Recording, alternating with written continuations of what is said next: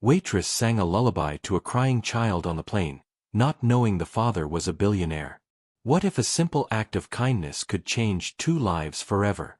Grace wiped down the sticky airplane tray table for the 3rd time, her back aching from the long shift that started before dawn. The red-eye flight from Denver to Chicago was nearly empty, just a handful of passengers scattered throughout the cabin. That's when she heard it. The soft whimpering that tugged at something deep in her chest. A little girl, maybe 4 years old, sat curled against the window while her father stared helplessly at his phone. The child's cheeks were streaked with tears, and she clutched a worn stuffed elephant like it was her only friend in the world. Grace had seen plenty of crying children during her 2 years working these flights, but something about this little one felt different. Maybe it was the way the father's shoulders sagged with exhaustion, or how the child's quiet sobs seemed to echo her own hidden pain. Without thinking, Grace found herself walking toward their row, humming a melody her grandmother used to sing. "Where are you watching from tonight?" Grace knelt beside the little girl's seat, her voice barely above a whisper. "Hey there, sweetheart. What's your name?" The child peeked over her elephant, revealing the brightest blue eyes Grace had ever seen. "Lily," she whispered back, her voice thick with tears. Grace smiled warmly. "That's such a beautiful name. You know, my grandmother had a garden full of lilies." The father looked up from his phone, and Grace caught her breath. Even exhausted, he was strikingly handsome, with kind eyes that seemed to carry the weight of the world. "I'm sorry," he said quietly. "She's been like this since we left Denver. It's been a rough few weeks." Grace noticed the slight tremor in his hands, the way he kept checking his phone as if waiting for important news. "No need to apologize," Grace replied gently. "Sometimes we all need a good cry." She turned back to Lily. "Would you like to hear a song? It always helped me feel better when I was scared." Jonathan, he'd introduced himself with a tired smile, watched as Grace began to hum softly. It was an old lullaby, something about moonbeams and sweet dreams, and Lily's sobs gradually quieted. Grace had learned the song from her grandmother during those difficult months after her parents' divorce, when she'd felt just as lost and frightened as this little girl seemed now. Working as a flight attendant wasn't her dream job, but it paid the bills for her tiny Chicago apartment and helped her save for nursing school, a goal that seemed further away each month. As Grace sang, she noticed Jonathan's eyes fill with unshed tears. There was something about his expensive suit that didn't quite match his hollow expression, as if success meant nothing in the face of whatever crisis they were facing. Lily had stopped crying completely now, her small hand reaching out to touch Grace's name tag. "Grace," she repeated softly. "Like Amazing Grace?" Grace nodded, surprised by the child's insight. "Exactly like that, honey." The plane hit a patch of turbulence, and Lily instinctively reached for Grace's hand. Jonathan watched this simple exchange with an expression Grace couldn't quite read, gratitude mixed with something deeper, more desperate. As the captain announced their descent into Chicago, Grace realized she didn't want this moment to end. Something told her that both father and daughter needed more than just a lullaby to heal whatever was breaking their hearts. During the final hour of the flight, Grace learned more about their story in quiet whispers while Lily dozed against her shoulder. Jonathan's wife, Lily's mother, had been battling cancer for the past year. They'd just come from a specialist in Denver, and the news hadn't been good. 6 months, maybe less, Jonathan said, his voice cracking. How do you explain that to a 4-year-old? Grace felt her heart shatter for this family. She'd lost her own mother to breast cancer 3 years ago, and the grief still caught her off guard sometimes. "You don't explain it all at once," Grace said softly, stroking Lily's hair. "You love her through each day and trust that love will carry you both." She shared how her mother had made recordings of bedtime stories before she passed, how those voices still comforted Grace during her loneliest nights. Jonathan listened intently, as if Grace's words were lifelines in a storm he couldn't navigate alone. Grace noticed other things too, the way Jonathan's phone buzzed constantly with messages he ignored, the expensive watch that seemed at odds with his rumpled appearance, the way other passengers glanced at him with recognition before quickly looking away.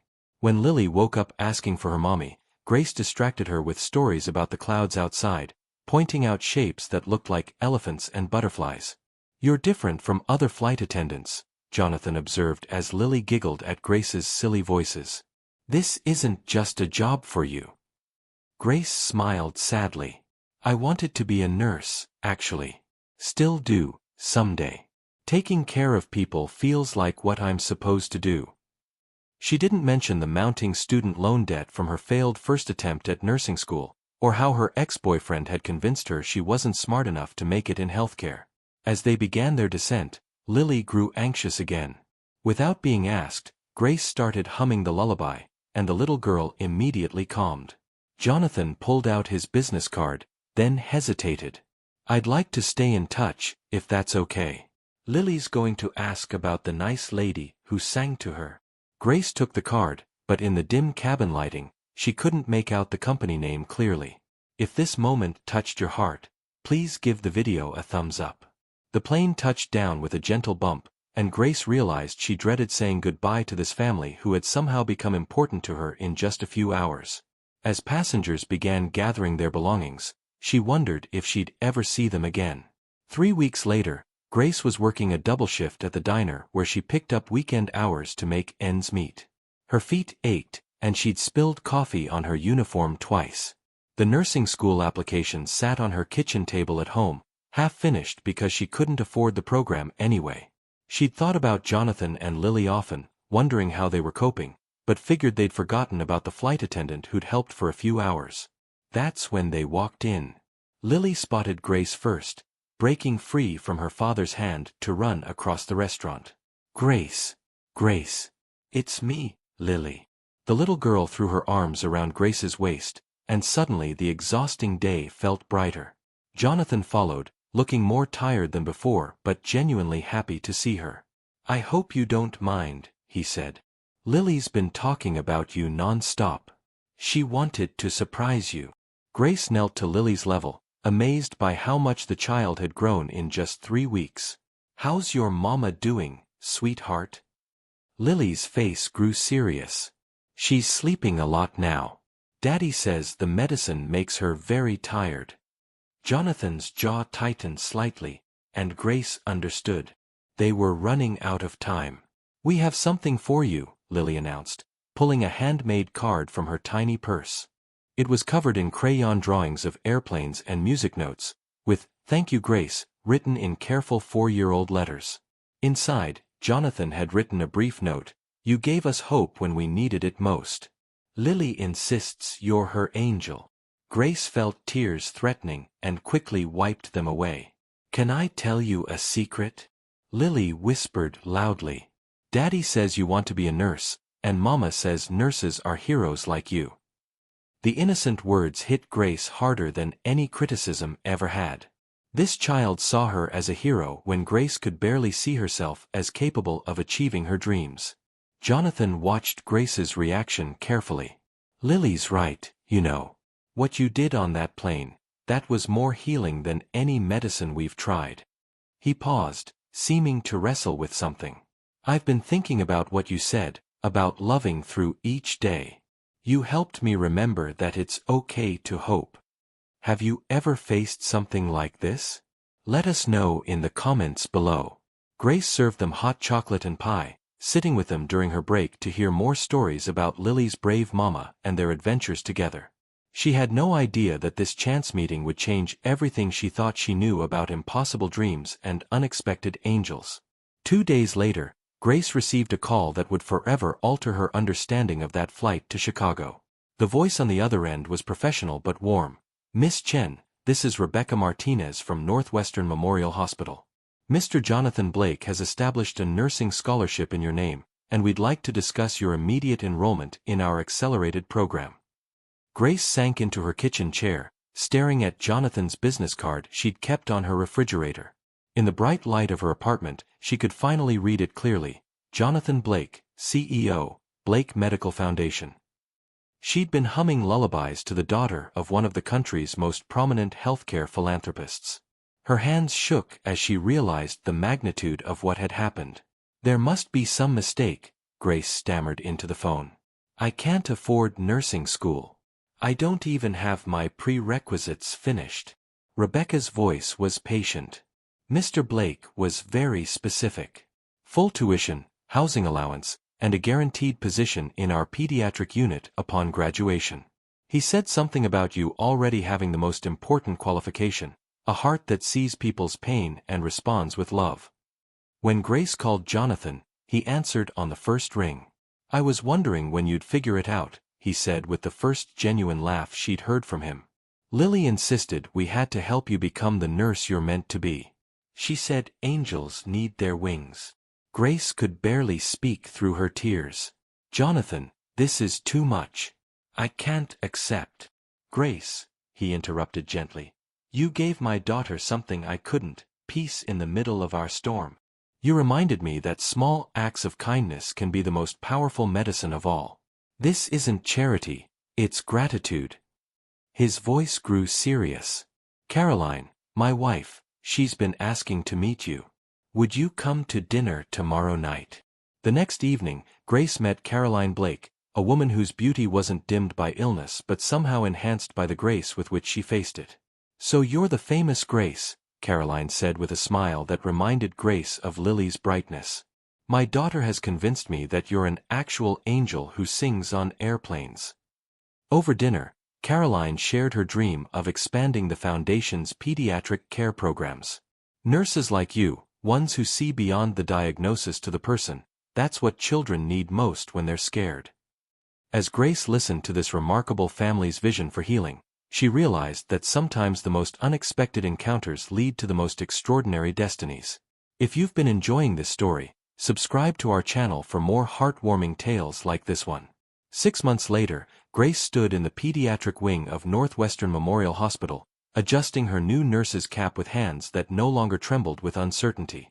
The accelerated program had been challenging, but every difficult day was made easier by the letters Lily sent. Crayon drawings of nurses with angel wings and photos of tea parties with her mama, who had defied the doctor's timeline and was responding better to treatment than anyone had dared hope. Caroline Blake had become not just Grace's mentor but her friend, sharing wisdom about compassionate care that couldn't be found in any textbook. Healing happens when people feel seen and valued, Caroline always said. You taught us that on an airplane when we needed it most. The Blake Medical Foundation had indeed expanded its pediatric programs, with Grace helping to design training for medical staff on the importance of emotional care alongside clinical treatment. Jonathan visited the hospital regularly, often bringing Lily to see Nurse Grace in action. The little girl, now 5 and full of questions about everything, had become something of a mascot for the pediatric ward. Her laughter echoed through the halls as she helped Grace deliver teddy bears to frightened children and sang the same lullaby that had comforted her during that turbulent flight. You know what I realized? Jonathan said one afternoon as they watched Lily teaching another young patient the words to Amazing Grace. That night on the plane, I thought you were helping us. But really, we were all helping each other. That's how grace works, it's circular, flowing from one heart to another and back again.